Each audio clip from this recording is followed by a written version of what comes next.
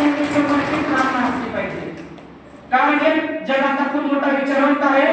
तुमच्या आलेल्या प्रारब्ध तुमच्या नशिबामध्ये लिहिलेलं किती मोठं संकट असेल तर ते संकटाला तोपर्यंत संकटाची तीव्रता नष्ट करण्याची ताकद तुमच्या आशीर्वादामध्ये आहे. एखादा बॉल आहे या भिंतीकडे जर आपण फेकलो तर तो रिपल्स म्हणजे आपल्याकडे विरुद्ध दिशेने येतो. हा गुरुत्वाकर्षणाचा सिद्धांत आहे. परंतु तो ज्या वेगाने ज्या त्वरेने ज्या प्रतिस्पर्धेने येतो जर तो आपल्याला लागणार आहे तर लागण्याची जी तीव्रता आहे ती तीव्रता कमी करण्याची ताकद या प्रकृतीमध्ये ऑलरेडी ती गुरुच्या सानिध्यातून गुरुच्या उपकारातून गुरुच्या आशीर्वादाने ती सामावलेली आहे. त्याच्यासाठी गुरुविषयीची श्रद्धा मित्रांनो उदाहरण सांगतो मी आपल्याला. मुळे सरांचा जो विज्ञान शिकण्याचा जो धडा आहे ना आज इकडे सरांनी मला एक प्रश्न विचारला होता की ज्यावेळेस आपल्याकडे भावनी असते त्या भावनी ज्यावेळेस केले जातो त्यावेळेस ते ऊर्जा त्याच्यामध्ये साठवली जाते आणि मग सरांनी मला प्रश्न विचारला की प्रश्नाचं उत्तर कशा कसं पाठ केलं होतं तर सरांनी सुद्धा मला 5-6 आपल्या शाबासकी दिली होती जो कोपऱ्यामध्ये बनवला होता. सरांनी सुद्धा ते उदाहरण मला पाठवलं.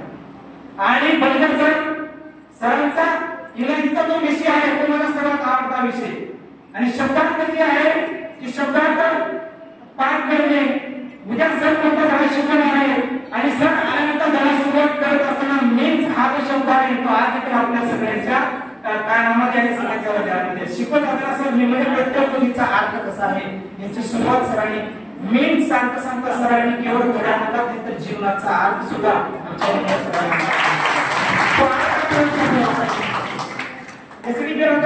पाचवीला होतो आम्हाला वर्ग नव्हता आणि इथं हिवाळ्यामध्ये महिन्यामध्ये इथं सकाळी बसायचो आम्ही.